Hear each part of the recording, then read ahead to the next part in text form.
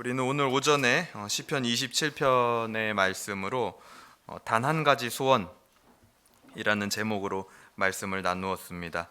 예배를 통해 기다리던 하나님의 빛이 무엇인지 소그룹 시간에 함께 나누어 보셨는지요? 이번 한 주 동안 그 하나님의 빛을 경험하는 한 주가 되기를 주님의 이름으로 소망합니다.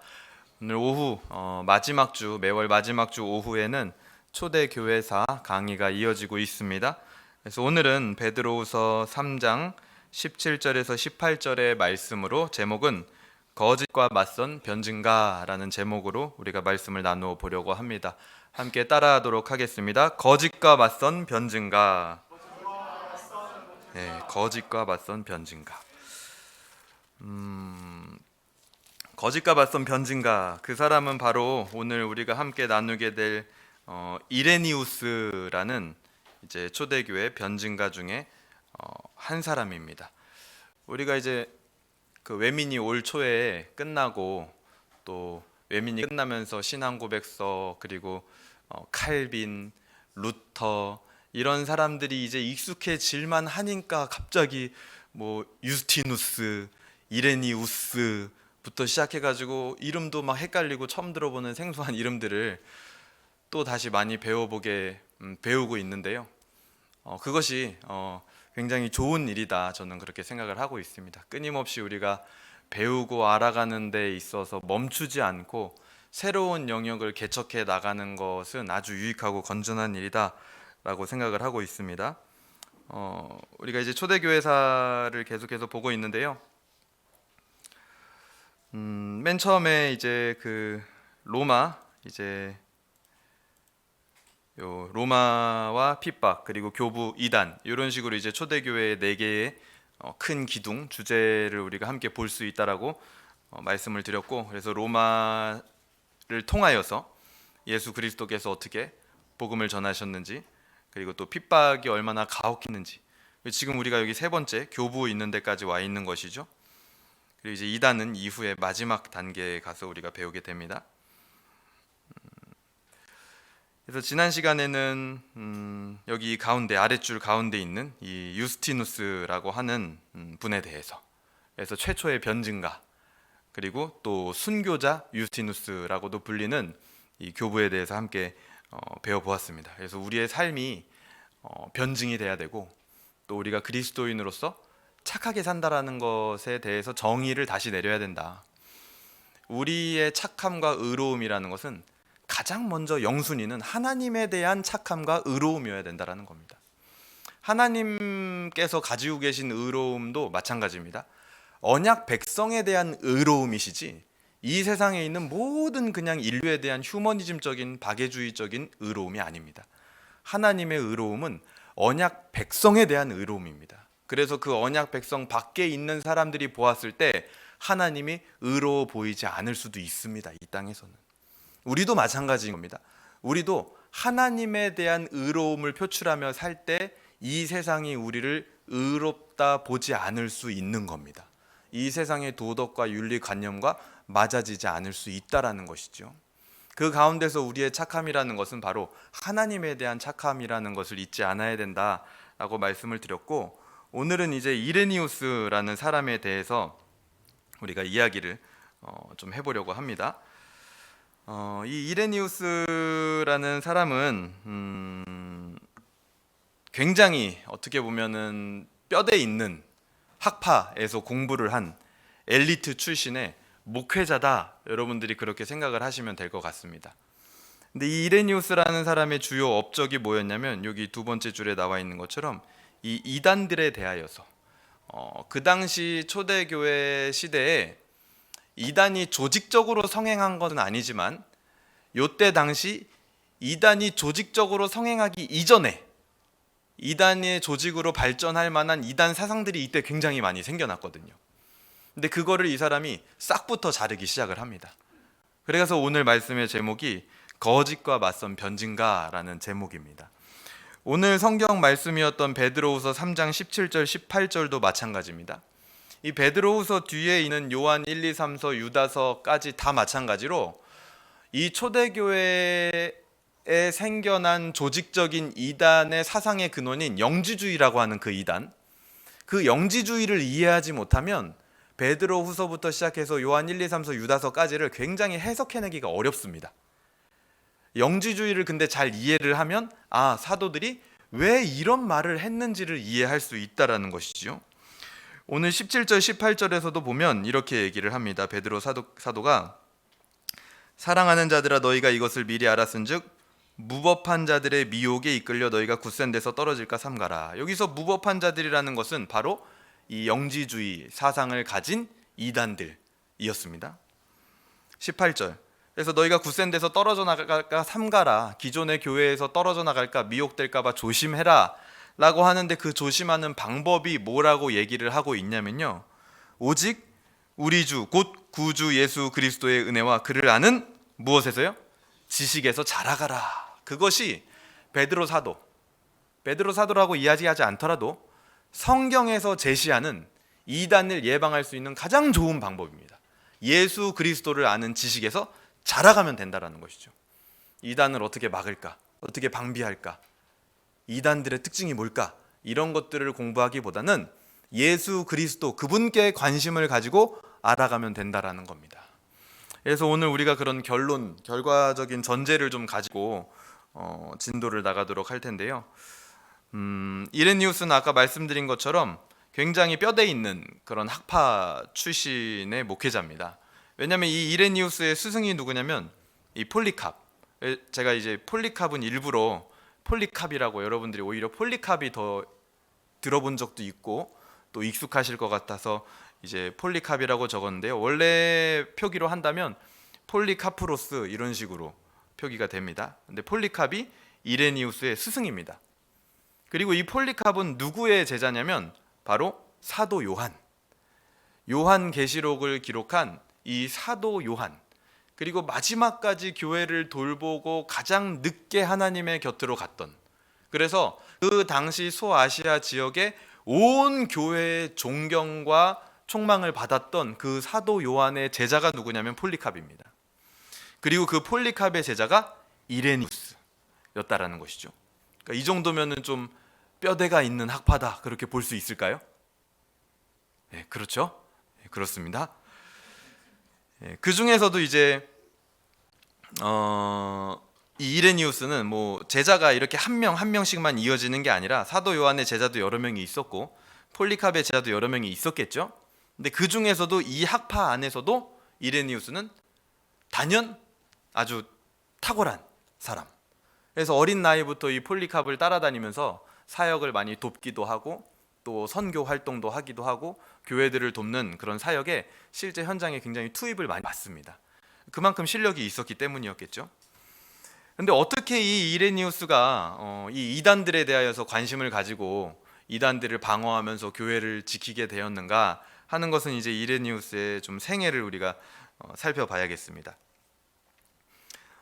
이레니우스는 요 위에 이제 그림을 좀 보시게 되면요, 이레니우스는 여기 소아시아 지역에 있는, 여기 보이세요? 여기 서머나, 좀 작죠? 확대를 해보겠습니다. 여기 있는 이 서머나 지역, 소아시아 7교회로도 유명한 이 서머나 지역에서 이 이레니우스는 태어나게 됩니다. 그래서 소아시아 지역에서 출생을 해서 이곳에서 이제 탁월한 제자들이 많이 양성되는데 그 중에 한 사람이 이제 폴리캅의 제자 이레니우스였다라는 것이죠. 그래서 출생 시기는 정확하진 않습니다. 보통 115년에서 125년 사이에 태어났지 않았겠는가 그렇게 추측을 할 뿐이고요.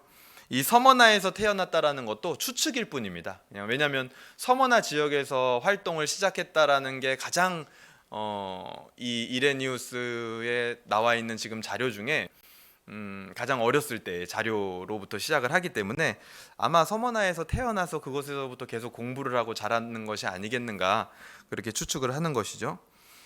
그리고 당시 그 모든 그리스도인들에게 존경받던 마지막 사도 요한에게 배웠던 폴리캅에게 배우는 어떻게 보면 특권이죠. 특권을 누리는 게 바로 이 이레니우스였습니다. 그래서 어려서부터 폴리캅으로부터 교육을 받았기 때문에 이 이레니우스는 경건 그리고 학자, 우리가 에스라를 보통 이야기할 때 학자 겸 제사장이다 이렇게 얘기를 하잖아요. 거의 그 표본이라고 보시면 됩니다. 학자적인 기질도 굉장히 탁월했고 그러면서 동시에 사역적인 면에 있어서 경건도 너무나 어려서부터 훈련을 잘 받은 사람이 바로 이 이레니우스였다라는 것이죠. 그래서 사도들과 그 제자들의 가르침을 이 이레니우스는 자기 스스로 표현하기를 그냥 머릿속으로만 공부를 한 것이 아니라 여기 나와 있는 대로 나는 그에게서 들은 것을 종이에 기록하지 않고 마음에 기록했으며 하나님의 은혜로 항상 그것을 새롭게 되새긴다 라고 하면서 스승에게 배우는 그 학문의 자세도 굉장히 멋진 아주 훌륭한 학생의 자세를 가지고 있었던 것을 우리가 볼 수 있습니다. 배운 것을 마음으로 기록했다라는 거예요. 단지 종이에 쓰는 걸로 그치는 것이 아니고요. 그래서 이 폴리캅을 따라다니면서 열심히 배우고 갈리아 지역의 선교사로 그리고 리옹의 선교사, 리옹이라는 건 이제 프랑스 리옹입니다. 여기 이제 지도를 좀 보시면 여기 이제 이 지역이 전체가 다 프랑스죠. 여기에 파리가 있고 여기가 리옹입니다. 리옹. 그 근처에는 뭐 이탈리아도 있고 스위스도 있고 독일도 있네요. 그래서 여기가 이제 리옹이라는 지역인데 이곳의 선교사로도 이 이레니우스는 활동을 했습니다. 이 프랑스 지역은 당시에 라틴어가 성행했던 그리고 라틴어가 사용됐던 그런 지역인데 이레니우스의 메인 언어는 그리스어였어요. 그래서 그리스어를 사용하는 이레니우스가 라틴어권으로 갔기 때문에 이 이레니우스가 리옹 가서 사역한 것을 가지고 이레니우스가 선교 사역을 했다 그렇게 역사는 기록을 합니다. 당시 이레니우스가 이제 활발하게 리옹에서 사역을 시작했을 때 로마의 황제는 누구였냐면 마르쿠스 아우렐리우스라는 황제였습니다. 혹시 이 마르쿠스 아우렐리우스 황제에 대해서 뭔가 기억나는 게 아주 조금이라도 있다.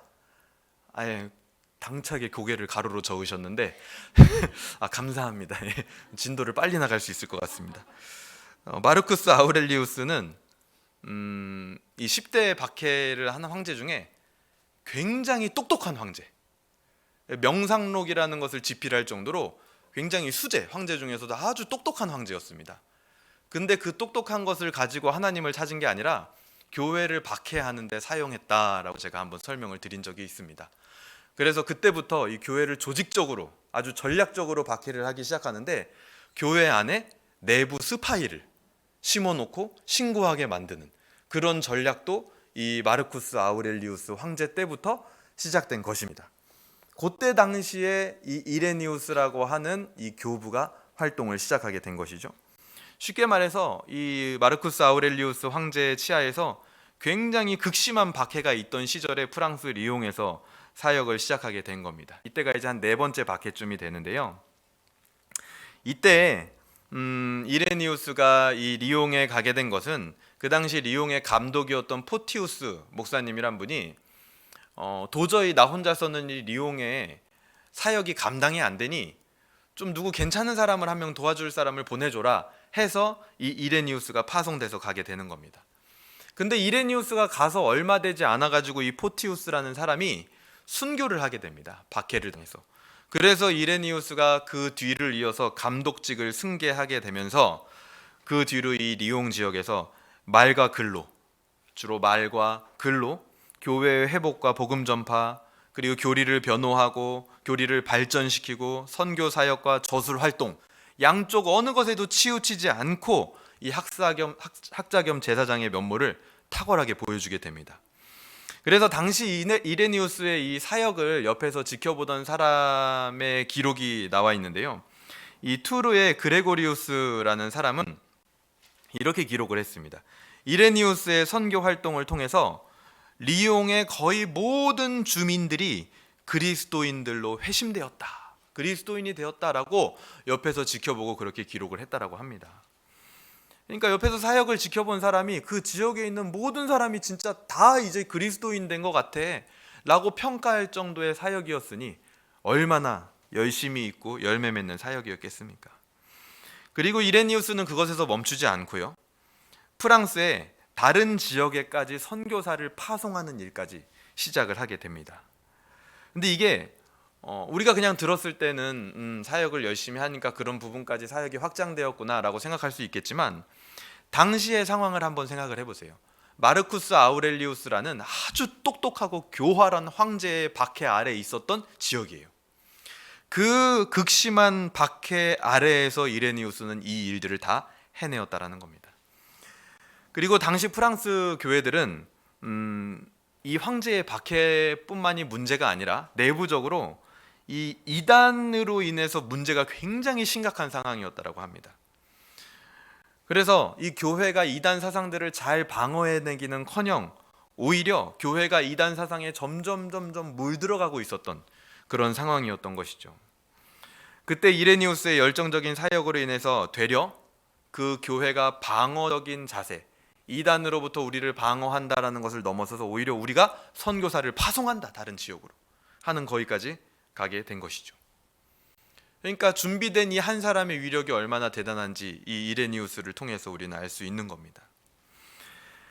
그래서 처음에 포티우스가 리옹에서 사역이 감당 안 돼서 이레니우스를 초청하게 된 그 원인도 어떤 사역이 감당이 안 됐던 것이냐면 다른 게 아니라 이단 문제가, 이 심각한 이단 문제가 도저히 자기 힘으로는 감당이 안 돼서 이레니우스를 초청한 것이었거든요.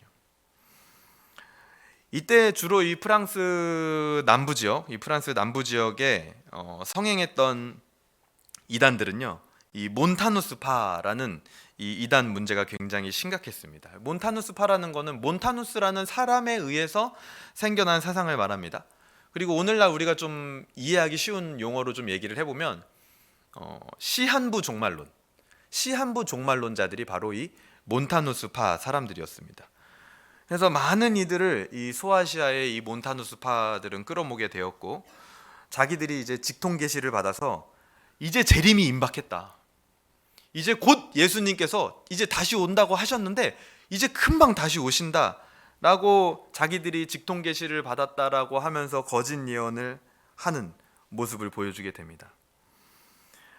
177년에 이 몬타누스파는 소아시아 감독들에 의해서 출교를 당하게 되지만 이미 출교 당하고 안 당하고랑 상관없이 그 사상에 세뇌되어 있는, 매료되어 있는 사람들은 점점점 많아져서 나중에는 북아프리카의 카르타고까지 이르러서 누구에게까지 영향을 미치냐면, 우리가 아직 공부하진 않았지만요, 나중에 테르툴리아누스라는 교부가 있거든요. 그 교부에게까지 이 사상적 영향을 미쳐버리게 됩니다. 그러니까 그 당시에 얼마나 급진적이고 큰 비중을 차지하는 사상이었다라는 걸 우리가 알 수 있겠죠. 근데 여기서 이제 우리가 한번 생각해 봐야 될 게, 도대체 왜 몬타누스파, 여기 나와 있는 이 몬타누스파와 같은 이런 이단들이 이렇게 유행을 했을까? 왜 이렇게 이들이 많아졌을까라고 한번 우리는 생각을 해봐야 되는 겁니다. 왜 많아졌을까요? 그 당시에 리옹 지역에 대대적인 핍박이 가해졌었다라고 얘기를 했죠. 교회 안에 있는 사람들은 다 잡혀가고, 오늘 저녁 예배가 끝나고 나서 돌아가고 다음 주에 다시 만나면 몇 사람이 그 자리에 없고, 보면은 죽어있고, 심지어 자기들을 목회해줬던 감독도 끌려가서 어느 날 한순간에 죽어버리고 쫓겨나고 출교되고 하는 일들이 비일비재했기 때문에 이 사람들 안에 계속해서 어떤 두려움 그리고 스트레스가 쌓여져 가는 것이죠. 그래서 당연히 이 사람들의 마음의 방향이 어디로 향하냐면 종말론으로 향하는 겁니다. 죽음을 직면하다 보니까요. 죽으면 어떻게 되는 것일까? 우리는 어떤 죽음을 맞이해야 될까? 그리고 고통스러운 삶의 고난 때문에 어서 차라리 주님께서 빨리 오셨으면 좋겠다. 우리도 너무 힘든 그런 시절을 보내면 차라리 내가 빨리 천국 가고 싶다, 아니면 차라리 예수님이 빨리 오셨으면 좋겠다 라는 생각을 불현듯 하고는 하죠. 그 당시 사람들도 마찬가지입니다. 내가 빨리 천국을 가든 아니면 빨리 주님이 오셨으면 좋겠다, 도대체 주님 언제 오는 것이냐 라는 궁금증들이 그 당시 사람들에게 만연해 있었던 것이죠. 핍박으로 인해서. 그래서 그 주님이 언제 오시는지에 대한 궁금증과 그 갈급함이 있는 그 상황 속에서 몬타누스라는 사람이 등장을 하여서 주님이 곧 오신다, 힘을 내라 라고 하며 잘못된 사상, 시한부 종말론, 이제 주님이 곧 오신다 정도가 아니라 주님이 언제 오신다 하면서 이단 사상을 그들에게 전파하기 시작했던 겁니다. 그러니까 그 사람들이 그 말의 위로를 받으면서 몬타누스 파의 그 사상에 상당히 많은 사람들이 물들게 된 것이죠.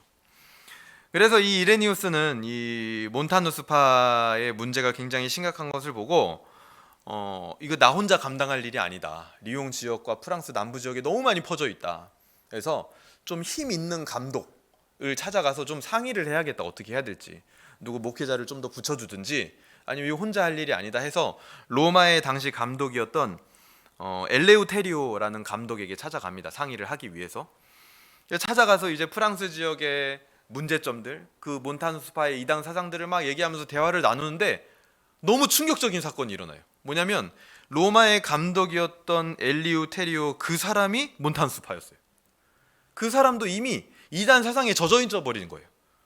그러니까 분별이 없이 그냥 자기도 그런 이단 사상에 쉽게 젖어 버려 가지고 그 사상에 동조하고 있었던 거예요. 그래서 이레니우스가 그때 너무나 큰 충격을 받고 있는 그 와중에 누가 죽게 되냐면 그 포티우스라는 사람이 죽은 그 시기가 그 시기입니다. 그래서 이 이레니우스가 도저히 이제 다른 사람에게 손 벌릴 수도 없고 다시 리옹으로 돌아와서 감독이 되고 보니까 자기가 맡은 교회에 상당수 성도들이 이미 몬타누스파예요. 다 시한부 종말론의 생각을 가진 사람들이 거의 80~90%가 여기 지금 앉아 있는 거예요. 다. 그리고 주변 지역의 목회자들도 전부 그런 생각을 다 가지고 있었던 거예요. 그래서 이 이레니우스가 당시 본인의 책에 기록하기를 이 프랑스 남부 지역, 이 리옹의 기독교라고 하는 이 기독교의 정체성이 흔들릴 정도였다고 합니다.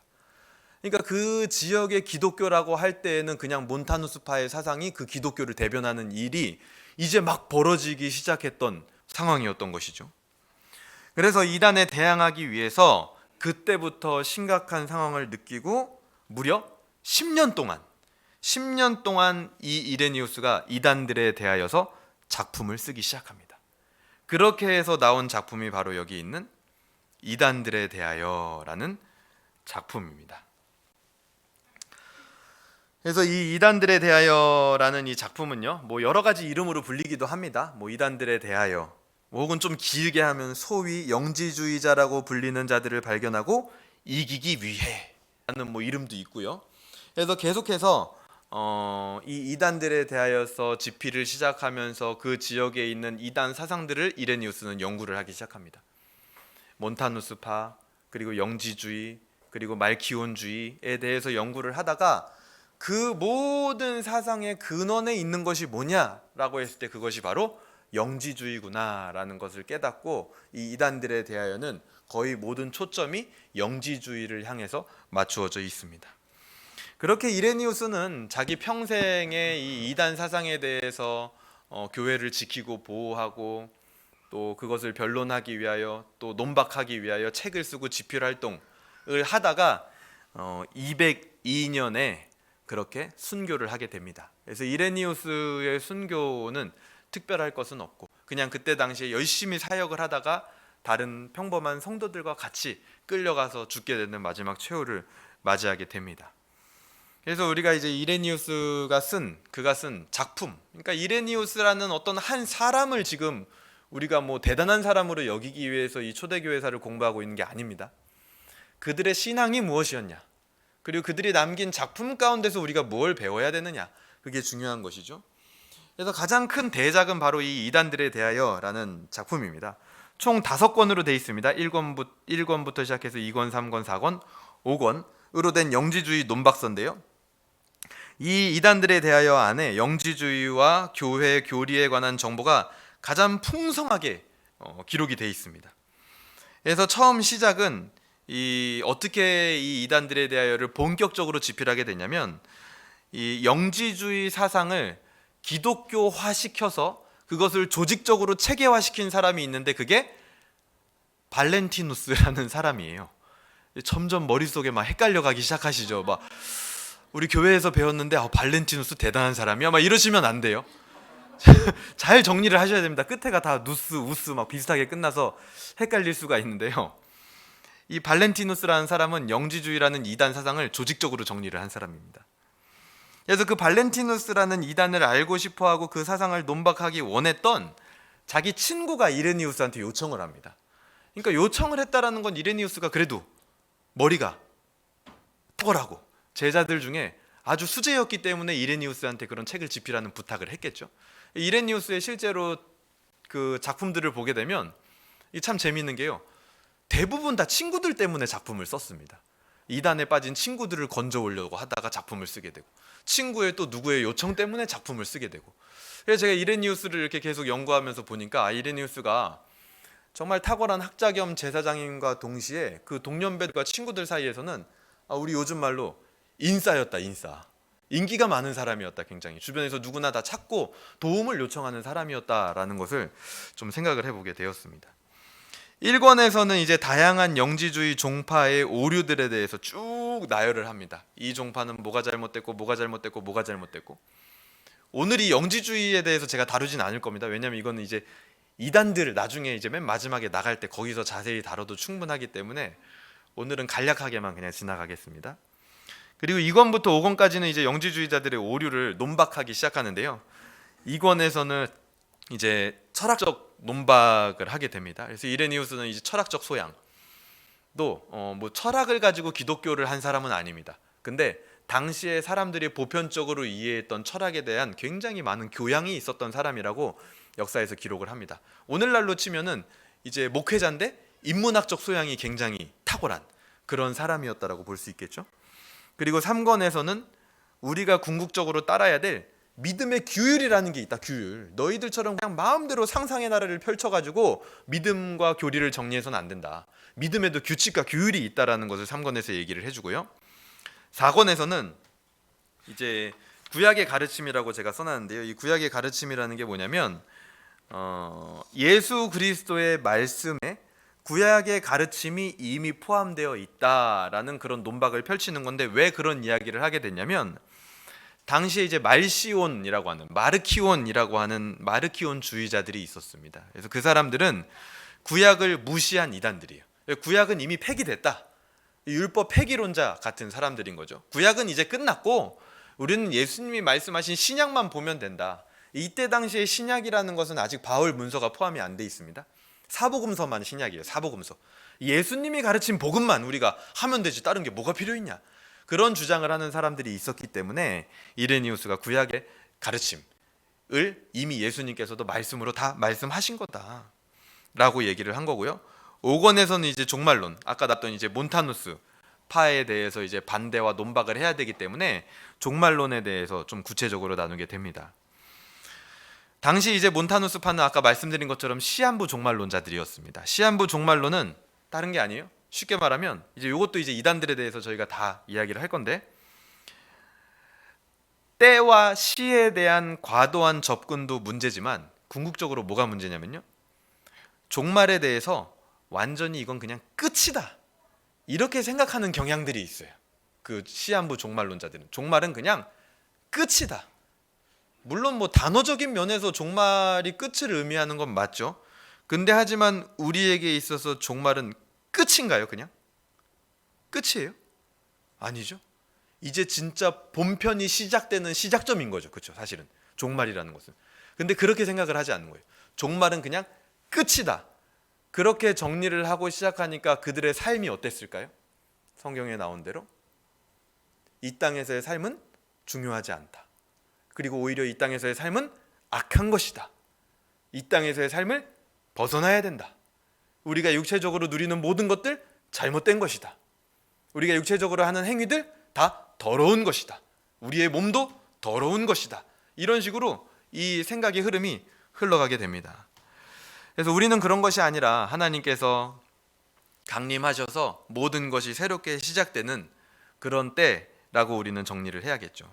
그래서 이 이단들에 대하여가 180년에서 189년 사이에 이제 한 9년, 10년간 쓰여지게 되는데, 영지주의자 아까 말씀드린 대로 그런 사람들을 발견하고 이제 써야겠다라는 생각을 하고 쓰게 되는 겁니다. 그래서 이들을 방어하기 위해서 이레니우스가 강조한 게 있는데요. 그게 바로 여기 옆에 있는 이 내용입니다. 첫 번째가 바로 성경 중심.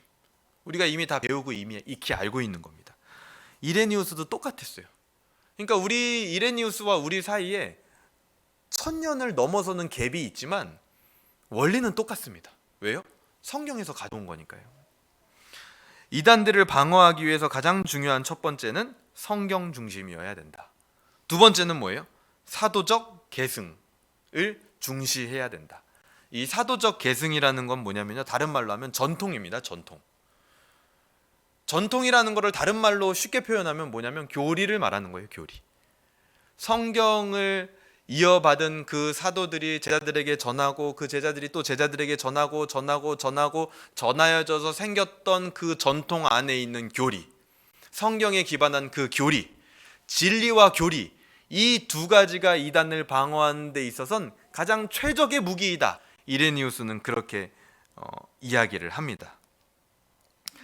물론 폴리카베의 제자이긴 했지만 이레니우스가 이렇게 리온까지 와가지고 이단들을 대적하면서 막 사역을 하고 집필 활동을 해야 되고 친구들이 막 부탁을 하고 했다라는 당시의 정황을 보면 이 당시에 이런 이야기, 성경 중심으로 이단을 방어해야 됩니다. 우리는 진리가 중심이 되어야 합니다. 교리를 배워야 되고 교리가 중심이 되어야 합니다라는 이 구호를 외칠 만한 사람이 그 당시에 많이 없었다라는 거예요. 이레니우스 말고도 이런 생각을 가진 사람들이 너무 많았으면 굳이 이레니우스가 리온까지 갈 필요가 없었겠죠. 서머나에서 열심히 사역하고 있었는데요. 근데 거기에 그럴 만한 인물이 없었기 때문에 이레니우스가 가서 진리 중심, 교리 중심으로 이단을 방어해야 됩니다 라고 정리를 하는 겁니다. 성경 중심과 사도적 계승, 여기 있는 성경 중심, 사도적 계승, 쉽게 말해서 교리와 전통, 이것을 무시하는 거. 만약에 이것을 누군가가 무시한다, 성경 중심도 무시하고 사도적 계승, 교리도 그거 뭐 배워서 뭐해? 하고 무시한다면 그것을 무시하는 그 태도, 그리고 그것을 무시하진 않더라도 그것을 후순위에 두고 있다라면 그것을 후순위에 두고 있는 그 태도, 그것 자체가 지금 뭐라고 봐야 되냐면요, 이단화 되어 가고 있다, 그렇게 봐야 됩니다. 우리 스스로와 교회를 진단할 때 성경을 가르치고 배우는 것이 후순위다, 교리를 가르치고 배우는 것이 후순위다, 메인에 어디 들어와 있지 않다. 쉽게 말해서 단순하게 생각하시면 돼요. 주일날 이것이 들어와 있지 않다. 왜냐하면 교회는 주일날 하는 것이 가장 메인이잖아요, 그렇죠?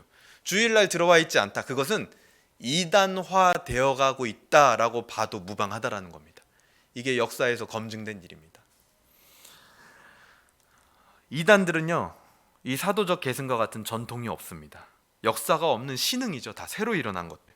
사도적 계승이라고 하는 전통의 핵심이 바로 성경을 어떻게 해석하느냐, 거기에 달려 있는 겁니다. 우리 위에 있는 종교 개혁자들이, 그리고 교부들이 어떻게 이 성경을 해석해 왔는가, 그 해석을 먼저 본 뒤에 우리의 해석을 얹을 수 있는 것이죠.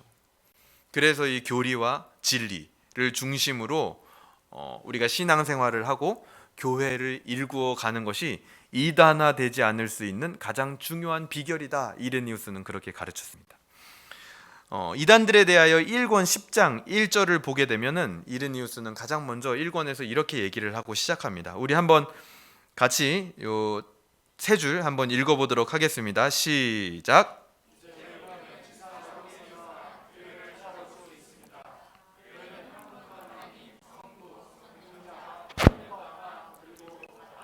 모든 만물을 지으신 창조자를 믿는 신앙을 사도들로부터 그리고 그들의 제자로부터 우리에게 전합니다. 이제 우리는 지상 어디에서나 교회를 찾아볼 수 있습니다. 오늘날 우리와 같죠, 그렇죠? 어디에서나 이제 교회를 찾아볼 수 있다라는 거예요.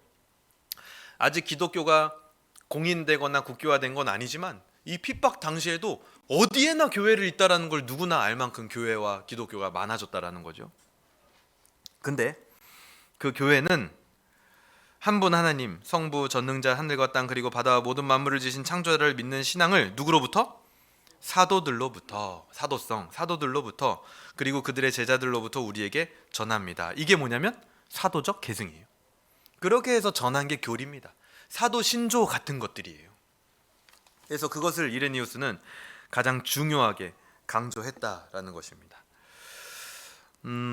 이 영지주의 이단들에 대하여 이레니우스가 이제 집필을 하게 되면서 당시에 아까 말씀드렸던 대로 이 영지주의를 굉장히 조직적으로 체계적으로 그리고 영지주의라는 이 사상은요, 오늘날의 이제 그러니까 다원주의 이렇게 이해를 하시면 되겠어요. 그냥 뭔가 다 혼합된 사상이에요. 그게 뭐 기독교 이단을 뜻하는 게 영지주의가 아니고요, 그냥 혼합된 사상을 뜻합니다. 근데 그것을 기독교적으로 가져와서 기독교 다원주의, 기독교 포스트 모더니즘 하는 것처럼 기독교 영지주의로 정리한 사람이 있는데 그게 바로 발렌티누스라는 사람인 거죠. 이 발렌티누스라는 사람은 140년경에 로마에서 활동을 했고, 이들의 교리가 이레니우스가 사역했던 프랑스 남부에 퍼져 있었습니다. 그리고 이 사람은 영지주의 학교까지 만들어가지고 그 영지주의를 막 설파하고 가르치고 했던 사람입니다. 그렇게 적극적으로 이단 사상을 전파했던 것이죠. 이 영지주의라는 것은 신비하고 비밀적인 지식, 영지라고 하는 것을 통해서 구원이 이루어진다라고 믿는 겁니다. 이들도 동일하게 자신들을 뭐라 그랬냐면 기독교인이다, 우리도 기독교인이야 라고 칭하고 다녔습니다. 영지주의자라고 할 때는 보통 이런 신비한 지식을 소유했다라고 말하는 사람들, 나는 신비한 그런 영지, 그것을 가지고 있어 라고 말하는 사람들을 기독교 영지주의자들이라고 얘기를 하는 것이죠. 이들이 이렇게 영지, 신비한 지식을 소유하려고 하는 이유는 그 신비한 지식을 내가 소유함으로 인해서 무슨 일이 일어나냐면, 그냥 단지 우리가 생각하는 것처럼 계시의 말씀을 내가 배우고 그냥 깨닫고 그 정도가 아니라, 그 영지 신비한 지식을 소유한 사람들이 그것을 통해서 거룩하고 존귀한 하나님, 신과 뭘 할 수 있냐? 연합을 할 수 있다, 일체가 될 수 있다 라고 믿었기 때문에 그것을 갈구했다라는 겁니다. 그리고 그렇게 돼야지만 구원받는 사람이다 라고 얘기를 했던 것이죠. 자신의 신비한 지식으로 구원을 받았다라는 생각으로 특권의식이 가득했던 사람들이 이 영지주의자들이었습니다. 그래서 영지주의자들의 공통적인 이 성품의 특성은 굉장히 교만한 사람들입니다. 내가 이 신비한 지식을 가지고 하나님과 하나 되어서 너희가 알지 못하는 비밀들을 알고 있기 때문에 까불지 마, 내 말대로 해 라고 하면서 이 영지주의자들에게 나타나는 몇몇 성품적 특성들이 있는데, 그 중에 하나가 교만입니다. 교만. 그리고 또 특징이 굉장히 카리스마가 있어요. 막 자기 확신에 사로잡혀가지고 자기가 신비한 지식을 가지고 그것에 대해서 확신을 가지고 있기 때문에 이렇게 해야 돼? 이런 식으로 마치 점쟁이 같이 그런 식으로 굉장히 카리스마 있는 사람들이었다라고 역사는 기록을 하고 있습니다. 이레니우스는 이 영지주의자들의 특징 중에 또 하나인 그들이 주장했던 가현설. 그리고 이제 목사님도 몇 번 말씀해 주셨는데요. 가현설에 대해서 성경에서 마술사 시몬을 예로 듭니다. 사도행전 8장에 보게 되면 마술사 시몬이 등장을 하게 되죠. 근데 성경에서는 이제 마술사 시몬이 사도들에게 저주를 받고 그 저주가 나에게 임하지 않게 해주세요 라고 하고 끝이 나지만, 이 이레니우스가 그 뒤에 더 추가적으로 자기의 그 책에서, 작품에서 기록을 하는데, 이 시몬이 나중에는 두로에 가서 헬레나라는 여인을 만나서 자기는 겉은 이렇게 그냥 평범한 사람 같지만 내 속은 누가 있냐? 예수님이 있다. 그래서 내가 예수님이 이 땅에 보이게 다시 온 것이다 라고 얘기한 그게 뭐예요? 가현설이라는 겁니다. 가현설. 그게 영지주의자들의 또 특성입니다. 그래서 오늘날 우리나라에 있는 이단들도 살펴보면 결국에는 다 이 영지주의와 가현설 여기에서 벗어나지 못합니다. 뭐 대단한 새로울 게 없어요. 다 그냥 똑같은 레파토리를 항상 얘기하는 거죠. 그래서 여기 있는 이 사람이 이제 발렌티누스라고 우리가 찾아보면 나오는 사람인데, 하여튼 제가 뭐 그렇게 느껴서 그런 건지 모르겠는데 생긴 것도 굉장히 못되게 생기지 않았나. 진짜 또 어떻게 보면 한편으로는 참 카리스마 있게 생기기도 한 것 같고 그런 것 같습니다. 그래서 이 사람으로부터 이 영지주의, 기독교 영지주의라는 이 놀라운 상상이 시작되는데요. 이 사람은 이렇게 얘기를 합니다. 궁극의 신 하나님이 있다. 그리고 그 하나님이 거하는 충만이라는 세상이 있다. 그러니까 용어를 이 진짜 전통 기독교랑 거의 비슷하게 써요. 하나님이 있다. 그리고 하나님이 충만하시는 그런 세상이 있다. 그런데 이 하나님은 여기서부터 좀 이상해져요. 남자 하나님과 여성 하나님이 있는데 이 두 분이 이위일체로 존재하신다. 그러니까 삼위일체 뭐 어중간하게 비슷하게 막 따라하는 거죠. 이 이위일체의 신이 막 둘이 활동을 하면서 무언가를 막 뿜어내는데 그 뿜어내는 게 총 10쌍이 있다라고 합니다. 10쌍. 그 지금 막 졸고 계시다가 갑자기 중간에 듣고 오늘 교회에서 배웠는데 이위일체 막 이런 것도 되는 것 같기도 하고 막 그 하나님이 뭐 10쌍을 뿜어낸다고 했다 이러면 큰일 납니다. 이거는 지금 잘못된 거를 제가 얘기를 해드리는 겁니다. 이렇게 가르쳤다라고. 첫째 쌍이 뭐냐면 말씀과 생명, 그 둘째가 인류와 교회, 뭐 이런 식으로 해가지고 짝을 지어가지고 막 계속 뿜어져 나오는데 마지막으로 뿜어져 나오는 게 뭐냐면 이 지혜라고 합니다. 지혜. 왜 그런지는 모르겠어요. 지혜라고 하는데 앞선 여러 쌍들이 이미 그 자기들을 만든 그 궁극신 있잖아요. 그 궁극신 주위로 막 동심원을 그리면서 움직이고 있어가지고 이 마지막 개념인 지혜가 그 궁극신 옆에 갈 자리가 없는 거예요. 막 뭔 놈이 그런지 모르겠어요. 옆에 갈 자리가 없는 거예요. 그래가지고 이 지혜가 자기 마음대로 조물주를 새로 만들어내 버립니다. 그렇게 해가지고 만들어진 조물주가 바로 구약의 하나님이다. 이렇게 설명을 해요. 그래서 그 구약의 하나님이 이 온 세상을 창세기 1장에서 창조했다. 근데 이 구약의 하나님이 세상을 창조한 얘기가 창세기 1장에 나오는데 이 조물주가 지은 이 세상은 그 궁극신의 허락을 받고 지은 세상이 아니기 때문에 악한 세상이다 라고 그렇게 가르칩니다. 그래서 그 안에 만들어지는 사람들도 이미 다 죄악에 빠져 있는 것이고 그 안에서 벌어지는 모든 일들이 악할 수밖에 없다. 니들이 봐라, 지금 이 세상에 벌어지는 일들이 좋은 일이 하나라도 있냐, 솔직히 얘기해서 다 악한 일 아니냐. 그 배경이 바로 이런 배경이 있는 것이다 하고 자기 상상력으로 사람들을 홀려버리기 시작하는 겁니다. 이런 악의 세상에서 그래서 우리는 어떻게 해야 되냐? 벗어나야 된다. 막 혹하시면 안 됩니다. 이런 악의 세상에서 벗어나야 된다. 막 그렇게 가르치는 거예요. 그래서 그 방법이 있는데 뭐냐면 바로 신약에 나오는 선한 하나님의 사랑이 우리에게 필요하다. 막 그럴 듯 뭔가 막 애매하죠, 그렇죠? 그래서 그 선한 하나님의 사랑을 우리가 받으면 그 선의 세상으로 갈 수 있게 된다. 근데 우리가 그렇게 선의 세상으로 막 가는데 가지 못하도록 방해하는 장애물이 있다. 그래서 그것을 이겨야 된다라고 가르치는 게 이 사람이 정리한 영지주의입니다. 꼭 마치 우리의 어떤 성화랑 좀 비슷하지 않나요? 전쟁 같은 성화, 그렇죠? 근데 이제 그렇게 선의 세상으로 가는 장애물을 이기는 방법이 여러 가지가 있는데 그 중에 가장 중요한 것을 이 영지주의자들은 뭐라고 얘기를 하냐면요, 금욕주의라고 얘기를 합니다. 금욕주의. 모든 욕구를 다 참는 것이고 금지하는 것이죠. 그래서 이런 금욕주의를 추구하는 사람들이 일으킨 것이 뭐냐면 나중에 이제 중세 초기에 나오게 되는 수도원 운동이라는 겁니다. 그래서 나중에 이 수도원 운동도 저희가 살펴볼 건데 끔찍합니다. 끔찍해요. 어떤 사람은 자기가 이렇게 하나님과 가까워지기 위하여서 무슨 짓을 하냐면 탑을 쌓아놓고 그 탑에 사람 몸 들어갈 만한 요만한 바켓스 안에서 30년을 먹고 자고 한 사람이 있대요. 역사에서 그렇게 기록을 하고 있습니다. 그런 막 고행들, 금욕주의를 막 시작하게 한 사상의 근원이 어디냐? 바로 이 영지주의다라는 거죠. 영지주의. 그래서 어떻게 보면 로마 카톨릭이라는 이 사상의 체계도 이 영지주의의 영향을 받았다라고 볼 수 있는 거예요. 왜냐하면 그런 수도원 운동이 로마 카톨릭의 힘을 빌어서 성행하게 된 것이었거든요. 그리고 그런 사람들을 다 인정해 주었고요. 그 당시에. 이것은 이원론적인 생각에 기초한 상상입니다. 상상입니다. 상상. 세상이나 물질 세계는 악하다고 규정하고 영적인 지식을 소유하는 것을 구원의 조건으로 말하면서 이런 영지주의를 소유하고 악한 육체의 간섭을 받지 않기 위해 금욕을 일삼으면 구원을 받는다고 하는 거.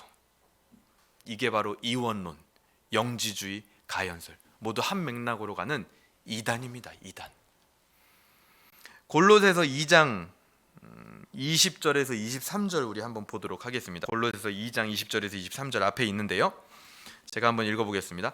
너희가 세상의 초등 학문에서 그리스도와 함께 죽었거든 어찌하여 세상에 사는 것과 같이 규례에 순종하느냐. 여기서 말하는 이 규례가 뭐냐면요, 영지주의 이단자들이 말하는 이 금욕주의에 대한 그런 규례들을 말하는 거예요.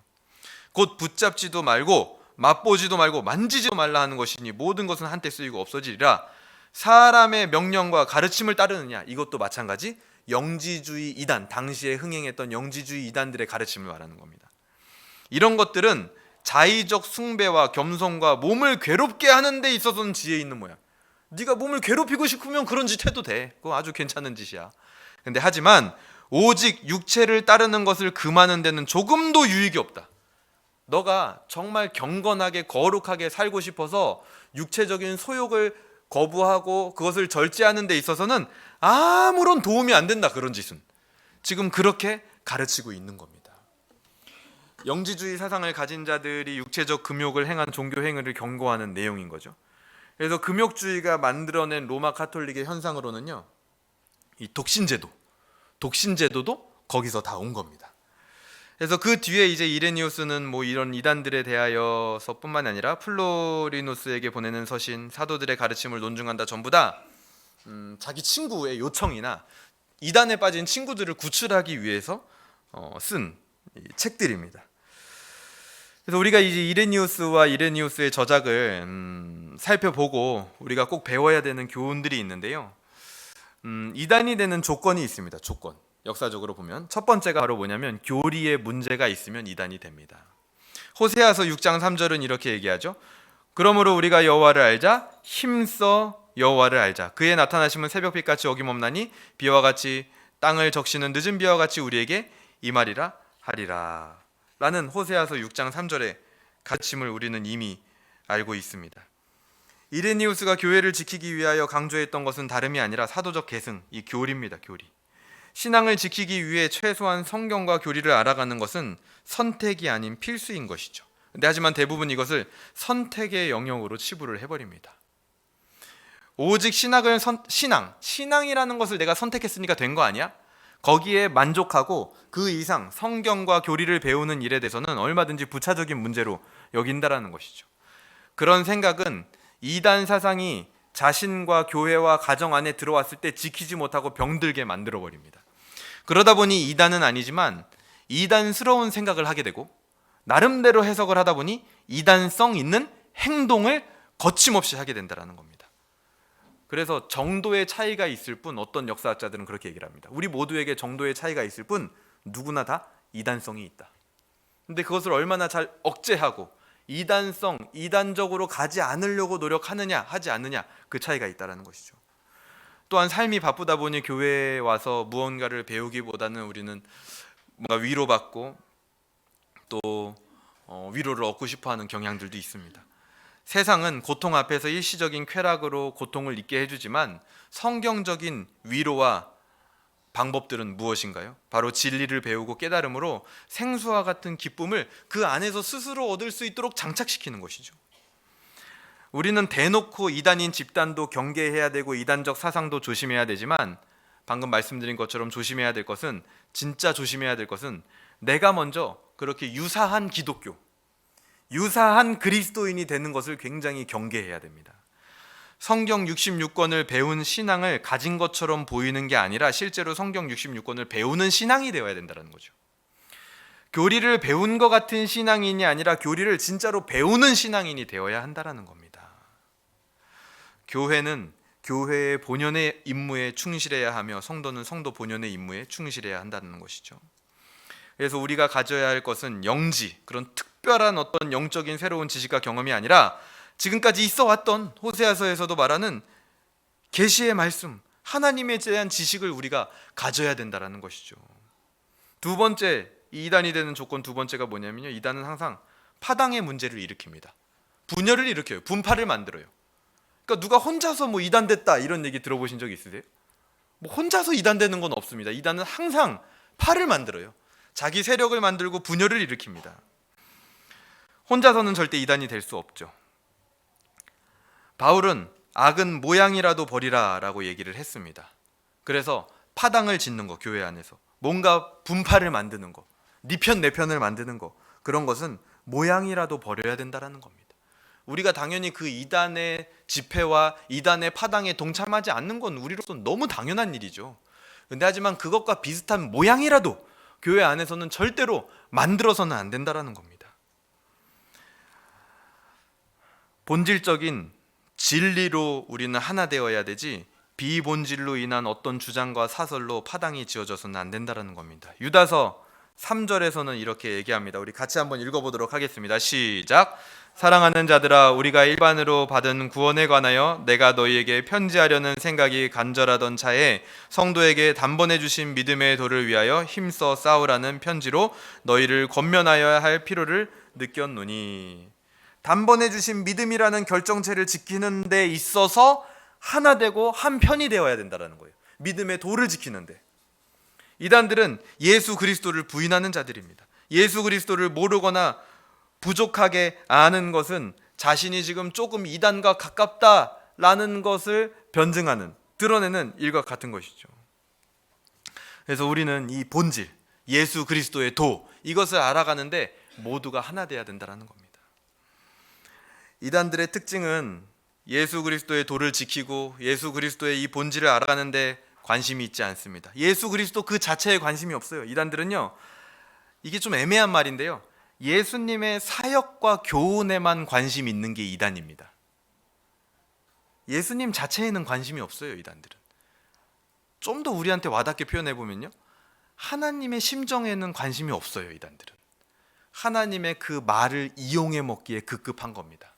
하나님이 하신 사역, 예수님이 하신 그 사역을 자기들 구미에 맞게 이용해 먹는데 급급해요.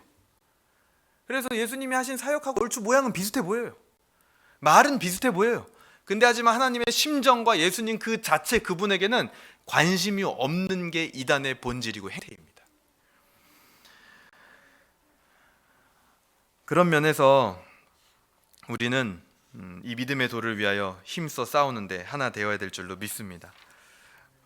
오늘 이 역사를 통하여서 우리가 알 수 있는 이제 마지막인데요, 신학은 웨스트민스터 신앙고백서 2장 하나님과 삼위일체 사망입니다. 실체와 능력과 영원성에 있어서 동일한 삼위가 단일한 신격으로 있으니 성부 하나님과 성자 하나님과 성령 하나님이시다 하고 이번에 우리 외민 암송 대회도 했잖아요. 그러니까 이 교리가, 이 웨스트민스터 신앙고백서 이 교리가요, 이단들에 대항하여서 교회를 지키고 사도들의 전통을 찾아 유지시킨 그 명맥, 그것이 뭐냐, 바로 이 교리라는 거예요. 그냥 쉽게 나와진 게 아니라는 거죠. 이 초대교회 시절부터 시작해서 온갖 말도 안 되는 이단 사상과, 교회에 가봤더니 온 교인들이 80~90%가 다 이미 잘못된 이단 사상을 가지고 있고, 로마의 감독도 이단 사상을 가지고 있는 그 상황 속에서 그 진리와 교리를 지켜간 그들을 통하여서 만들어진 게 바로 이 신앙 고백서라는 겁니다. 굉장히 소중한 것이죠. 웨스트민스터 신앙고백서 11장 칭의 1항에서는 이렇게 얘기합니다. 하나님께서는 유효하게 부르신 자들을 또한 값없이 의롭다고 칭하신다. 이 칭의는 의를 그들에게 주입해 줌으로써가 아닙니다. 영지, 새로운 지식을 주입받아가지고 새로운 사람이 되는 게 아니에요. 우리의 구원은 뭐예요? 용서와 용납으로 하나님이 주시는 선물로 이루어지는 구원이다라는 겁니다. 새로운 신비한 지식을 주입해서 금욕을 해서 이겨내야만 하는 게 아니라는 거죠. 용서와 용납, 그것이 우리가 받은 구원입니다. 오늘 이 역사의 이야기를 통하여서 드러나는 하나님의 마음이 무엇입니까? 신앙의 바이러스와도 같은 이단 사상으로부터 교회와 성도를 지키고 보호하시는 하나님의 마음이 있는 것이죠. 그렇게 방패와 같이 준비된 사람을 찾으시는 하나님의 마음이 있습니다. 오늘 어떻게 적용할 수 있겠습니까? 당연히 이단이 되지 말아야겠죠. 이단에 미혹되지 말아야 하는 것도 중요합니다. 하지만 더욱 중요한 것은 우리는 이단화 되어가는 것도 경계해야 됩니다. 진리와 교리에서 떨어지는 순간 우리는 이단화 되어가고 있다라고 보면 됩니다. 떨어져 나가고 있는, 그런 식으로 이단화 되어가고 있는 내 이웃 있을 수 있습니다. 그에게 감히 함부로 이단이다 이렇게 얘기할 수는 없겠죠. 근데 하지만 이단화 되어가고 있는 내 이웃은 누구입니까? 그를 우리가 건져낼 수 있어야겠죠. 이레니우스처럼요. 오히려 그 일에 대해서 우리는 동조하지 말아야 됩니다. 그런 어떤 분당을 한다든지 분파를 만든다든지 이단화되어가는 일에 동조하지 말고, 오히려 그를 위로한답시고 어설프게 동조하면은 그것은 함께 이단화되어져가는, 그를 이단화시키는 데 있어서 정당성을 부여해주는 무서운 길이라는 겁니다. 우리 개인적으로는 어떻게 적용할 수 있겠습니까? 진리와 교리의 전통을, 그 백신을 계속해서 맞아야 됩니다. 거기에 힘쓰는 것이 최선의 이단 방지책입니다.